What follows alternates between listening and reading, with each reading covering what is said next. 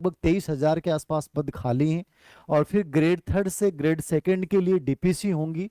और इस बजट में जो खूब सारे स्कूल क्रमोन्नत किए गए हैं, उनके पदों की स्वीकृति भी आई नहीं है। जैसे ही पदों की स्वीकृति आती है उसके बाद जो है प्रोसेस शुरू हो जाएंगी। अब आपका बार बार यदि ये सवाल है कि सर विज्ञापन आएगा नहीं, आप कब से बोल रहे हैं, तो मुझे लगता है कि आप बहुत मूर्ख बच्चे हो और बार बार ये सवाल पूछ के अपनी ऊर्जा को खराब कर रहे हो। कोई भी विभाग है, ये विभागीय लेवल पे चलने वाली प्रोसेस है। और ये सब प्रोसेस सभी विभागों में प्रारंभ हो चुकी हैं।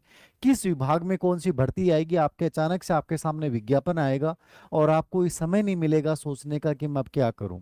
तो बेटर है उससे पहले अपनी एक स्ट्रेटेजी तय करें कि सर मुझे इस रास्ते को फॉलो करना है और इस रास्ते में मुझे इन इन संकेतों का प्रयोग करना है। ये मेरे संसाधन होंगे।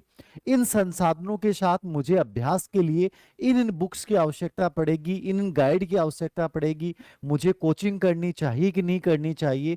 ये बहुत सारी बातें हैं जो आप, ये नहीं है कि रास्ते में आपने बैग उठा लिया और बैग उठाने के बाद आप तय करें कि सर मुझे जाना उत्तराखंड था, मुझे जाना माउंट आबू था, लेकिन बाद में मुझे लगा कि अब मैं क्या करूं, मेरे पास तो गाड़ी नहीं है। ठीक है, अच्छा गाड़ी में मेरे साथ कौन कौन जाएगा, ये आप जब घर से निकल जाने के बाद और रास्ते में पहुंचने के बाद तय करोगे तो आपकी यात्रा बड़ी दुखदाई हो जाएगी। तो किसी भी यात्रा को यदि आपको बहुत अच्छे से परिपूर्ण करना है तो उसकी एक प्लानिंग बनानी पड़ती है कि आपके साथ क्या क्या चीजें रहेंगी, कैसे आपको यात्रा पूरी करनी है। आपका टाइम 10 दिन का रहेगा।